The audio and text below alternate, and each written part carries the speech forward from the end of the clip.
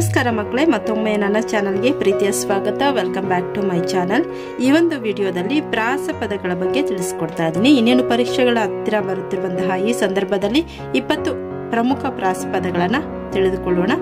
ಆಟ, ಪಾಠ. ನೋಡಿ, ಎರಡು ಕೂಡ ಸಿಮಿಲರ್ ಸೌಂಡ್ ಬರುತ್ತೆ, ಅಂದ್ರೆ ಒಂದೇ ರೀತಿಯ ಒಂದು ಸೌಂಡ್ ನಮಗೆ ಶಬ್ದ ಕೇಳಿಸುತ್ತೆ. ಅದರಿಂದ ಇದೊಂದು ಪ್ರಾಸಪದ ಆಗುತ್ತೆ. ಇನ್ನು ಹಂಸ, ಕಂಸ. ಇಲ್ಲಿ ನೋಡ್ಬೋದು, ಸ ಅಕ್ಷರ ಅಂತ್ಯಾಕ್ಷರ ಎರಡು ಕಡೆ ಕೂಡ ರಿಪೀಟ್ ಆಗಿದೆ. ಕರ್ಮ, ಧರ್ಮ. ಬಲ, ಛಲ.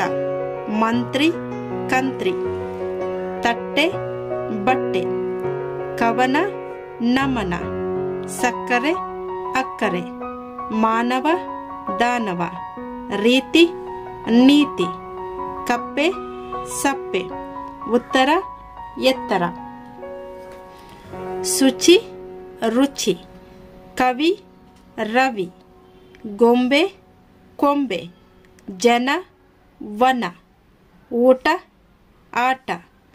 ವನ, ಬನ.